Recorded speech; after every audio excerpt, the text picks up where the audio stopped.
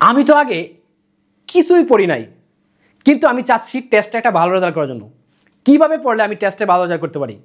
চলো আজকে আমরা এমন 4টা বিষয় দেখব যে 4টা বিষয় ফলো করলেই তুমি টেস্টে ভালো একটা রেজাল্ট করতে পারো। প্রথম তোমাকে যে কাজটা করতে হবে সেটা হচ্ছে সিলেবাস শেষ করতে হবে। আমরা অনেকেই আছি যে একটা চ্যাপ্টারকে এত গভীরে পড়তে যাই যে কারণে আমার ফুল সিলেবাসই শেষ হয় না।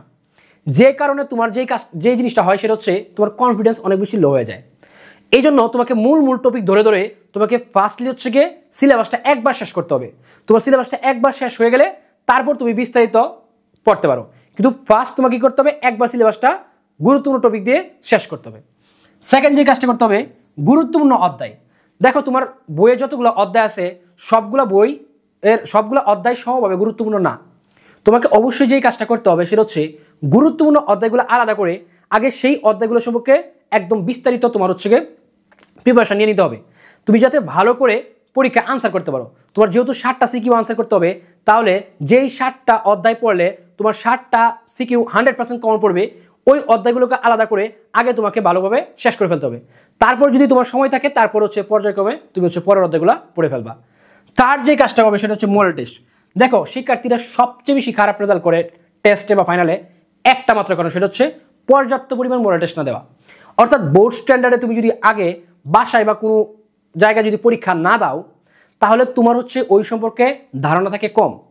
যেহেতু তুমি হচ্ছে মডেল টেস্ট দিয়ে অভ্যস্ত না বা বোর্ড স্ট্যান্ডার্ড প্রশ্নে পরীক্ষা দিয়ে অভ্যস্ত না, তাই হুট করে একদম টেস্ট পরীক্ষায় গিয়ে বা ফাইনাল পরীক্ষায় গিয়ে তুমি এরকম বড় একটা পরীক্ষা দিতে তুমি কিন্তু স্বাভাবিকভাবেই একটু ভয় পাও, এবং তুমি কিন্তু তোমার পারফরমেন্সটা একদম 100-100 হয় না।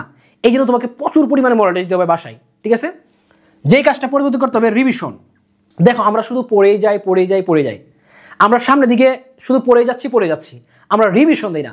শিক্ষার্থীদের অন্যতম একটা কারণ হলো খারাপ রেজাল্ট করার রিভিশন না দেওয়া।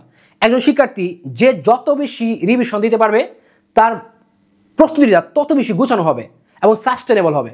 পরীক্ষার হলে আমরা স্বাভাবিকভাবে অনেক কিছু ভুলে যাই। এই ভুলে যাওয়ার কারণ হচ্ছে একাধিকবার রিভিশন না দেওয়া।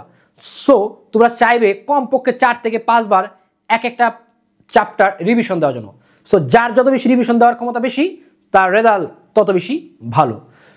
পুরো একটা কমপ্লিট কোর্স যদি তোমরা হচ্ছে গিয়ে মানবিক শাখা চাও, তাহলে 26 ব্যাচের জন্য আমরা হচ্ছে 2.0 কামব্যাক 2.0 এবং হচ্ছে গিয়ে মিশন A+ 27 ব্যাচের জন্য, এবং উভয় ব্যাচের জন্য হচ্ছে ইকোনমিক স্ক্যানার একটা সিঙ্গেল কোর্স। এই কোর্সগুলো এমনভাবে সাজানো হয়েছে যদি কোনো একজন শিক্ষার্থী আগে কিছুই না পড়ে তারপরও সে বেসিক থেকে একদম অ্যাডভান্স লেভেল অবধি প্রস্তুতিটা গুছাতে পারবে, এবং তাকে ACE-তে একটা A+ পেতে সর্বোচ্চ সহায়তা করবে আমাদের এই কোর্সটি। সো তুমি যদি এই কোর্সটা কিনতে চাও, অতি সত্বর তুমি হচ্ছে আমাদের পেজে মেসেজ করে দাও। তোমার প্রস্তুতি আশা করি অনেক বেশি সুন্দর হবে এবং গোছানো হবে। Thank you.